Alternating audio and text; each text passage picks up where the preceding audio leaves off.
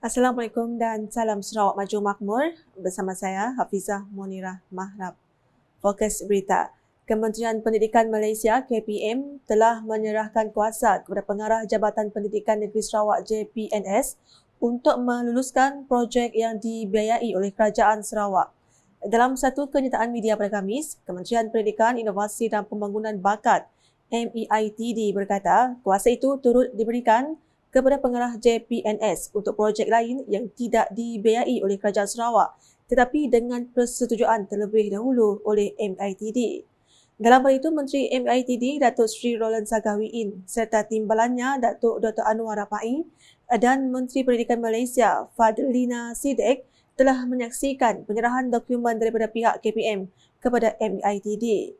Dokumen menurunkan kuasa kepada pengarah JPNS Datuk Dr. Azhar Ahmad telah diserahkan oleh Ketua Setiausaha KPM Datuk Inderanik Nasaruddin Muhammad Zawawi.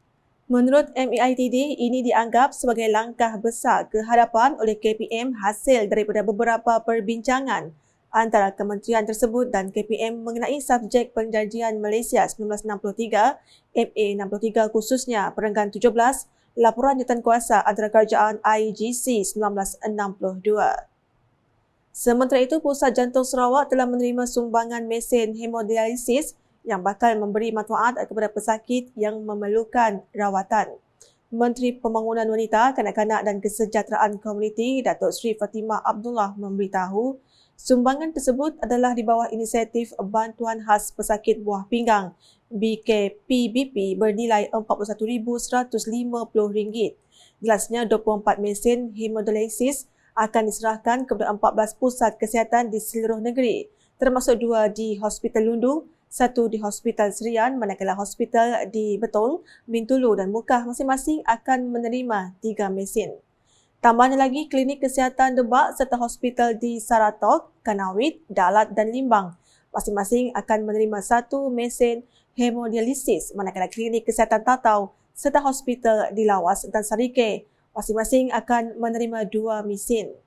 Beliau berkata demikian pada majlis penyerahan mesin hemodialisis di Pusat Jantung Sarawak, Kota Semarahan pada Khamis. Menurutnya, BKPBP merupakan inisiatif kerajaan negeri untuk membantu meringankan beban pesakit buah pinggang di Sarawak, memandangkan kos rawatan sangat membebankan. Katanya lagi, bantuan mesin hemodialisis tersebut dapat membantu dalam menampung keperluan sedia ada berikutan pertambahan bilangan pesakit yang menjalani rawatan di Pusat Jantung Sarawak. Pada majlis tersebut, Datuk Seri Fatimah telah menyerahkan sumbangan mesin hemodialisis itu kepada Pengarah Pusat Jantung Sarawak Dr. Muhammad Asri Rifin.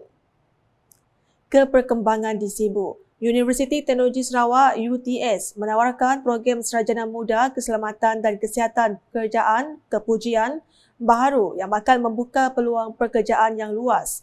Timbalan Naib Chancellor Akademik UTS, Profesor Insinyur Teknologi Dr. Muhammad Syahril Osman berkata, pihaknya menerima pelbagai maklum balas daripada industri-industri pembinaan serta minyak dan gas. Katanya mereka amat memerlukan penyelia keselamatan tapak, pemeriksa keselamatan dan pemegang kad hijau Lembaga Pembangunan Industri Pembinaan CIDB. Oleh itu, jelasnya program ini sangat sesuai khususnya untuk rakyat Sarawak, terutamanya golongan muda supaya mereka mempunyai peluang pekerjaan. Beliau berkata demikian pada sidang media selepas majlis perasmian program akademik baru Sarjana Muda Keselamatan dan Kesihatan Pekerjaan Kepujian yang disempurnakan oleh Timbalan Menteri Pendidikan, Inovasi dan Pembangunan Bakat Datuk Dr. Anwar Rapai di UTS pada Rabu. Sementara itu, Datuk Dr. Anwar selaku pengerusi Lembaga Pengarah UTS berkata, dengan pertumbuhan pesat industri pembinaan minyak dan gas di Sarawak, program ini sangat sesuai bagi memenuhi keperluan pekerja dalam industri yang kini berkembang pesat. Katanya kepentingan keselamatan di tempat kerja menjadi fokus utama terutama dengan adanya projek-projek besar seperti kilang hidrogen dan kilang metanol di Bintulu yang melibatkan situasi berbahaya. Dalam hal itu, beliau berharap program ini akan memberikan pemahaman yang menyeluruh tentang tindakan darurat dan standard keselamatan yang perlu diikuti. Manakala Ketua Masyarakat dan Ketua Kaum KMKK perlu diperkasa bagi memastikan keharmonian dan kesepaduan dalam masyarakat.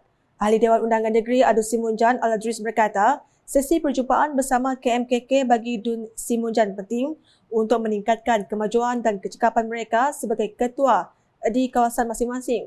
Dalam masa sama, Allah turut menyeru agar semua pemimpin masyarakat di peringkat kampung menguasai asas menggunakan komputer, memandangkan zaman kini telah beralih kepada teknologi maklumat di hujung jari.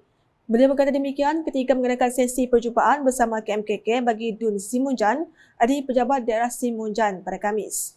Sementara itu, Pegawai Daerah Simunjan Seroji Ludin memberitahu sesi perjumpaan itu bertujuan memperkasakan KMKK Daerah Simunjan serta Dun Simunjan. Menurut beliau, satu bengkel akan dilaksanakan bersama semua Jabatan Kerajaan Negeri dan Kerajaan Persekutuan. Usai sesi perjumpaan berkenaan, Allah turut menyempurnakan majlis penyampaian watika pelantikan semula dan baru kepada 16 KMKK bagi Dun Simunjan.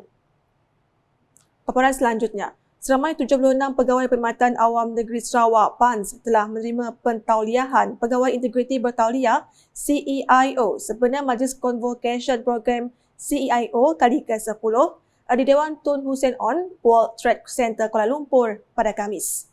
Difahamkan pentauliahan sejumlah 481 peserta ini melibatkan pegawai sektor awam, kementerian, badan berkanun, agensi kerajaan, syarikat berkaitan kerajaan GLC dan sektor swasta. Ketua Setiausaha Negara Tan Sri Muhammad Zuki Ali telah hadir merasmikan majlis convocation tersebut yang turut disertai Ketua Pesuruhjaya Suruhanjaya Pencegahan Rasuah Malaysia SPRM Tan Sri Azam Baki dan Pengarah Unit Integriti dan Ombudsman Sarawak Semawi Muhammad. Tan Sri Azam dalam ucapannya amat berterima kasih kepada Kerajaan Sarawak dan beberapa agensi lain yang mempunyai inisiatif mengadakan in-house training bagi program CEIO ini dengan kerjasama Akademi Pencegahan Rasuah Malaysia MACA.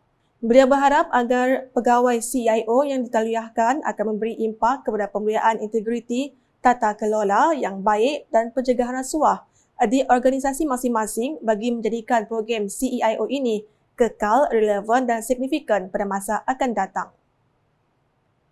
Sekian edisi tengah hari bersama saya Hafizah Munirah. Berita lebih lanjut boleh didapati di semua platform media sosial UKAS termasuk portal ukas.sarawak.gov.my dan UKAS channel di YouTube. Buletin edisi tengah hari ini diakhiri dengan paparan video mengenai visi Premier 2030 Bandar Pintar Sarawak. #Saluran Informasi Rakyat Salam UKAS. Visi Premier 2030 Bandaraya Pintar Sarawak.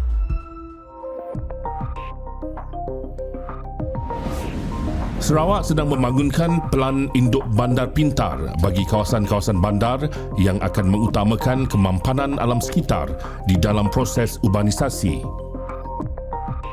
Pelan induk bandar pintar Kuching dibangunkan dengan mobiliti karbon rendah dan infrastruktur bandar pintar sebagai keutamaan yang penting di dalam pembangunan Ibu Negeri Sarawak pada masa hadapan. Dimulakan pada 2019 oleh Majlis Perbandaran Miri dan Sarawak Information System Sdn Bhd Sains. Antara komponen-komponennya termasuklah papan tanda digital, bandar selamat dan taman selamat, perparitan pintar, bas pintar, trak pintar, aplikasi bandar pintar, Miri Cares, pelancongan Miri, Electronic Local Authority 2 ELA2 dan pusat kawalan. Bangunan-bangunan hijau yang mematuhi Indeks Bangunan Hijau GBI, antara yang menyelah termasuk Universiti Teknologi Sarawak UTS di Sibu dan bangunan Dewan Bandaraya Miri. Pusat Operasi Bersepadu Sarawak SIOC merupakan komponen penting di dalam perancangan Bandar Pintar Sarawak dan saling boleh kendali serta ia adalah sebahagian dari inisiatif Kerajaan Sarawak dari visi yang amat berhormat Datuk Tinggi Dr. Abang Haji Abdul Rahman Zohari bintu Datuk Abang Haji Openg, Premier Sarawak. Penggunaan meter elektrik pintar yang dimulakan oleh Sarawak Energy untuk mempertingkat pengalaman pengguna dan membekalkan perkhidmatan bacaan bil yang tepat berdasarkan penggunaan masa sebenar. Pusat Kawalan Bersepadu adalah yang terkini di pusat lokasi untuk memberi arahan, koordinasi dan membuat keputusan di dalam menyokong respon insiden. Sarawak bakal menjadi contoh kepada negeri-negeri lain di Malaysia dengan perancangan Bandar Pintar. Visi Premier Sarawak Maju 2030.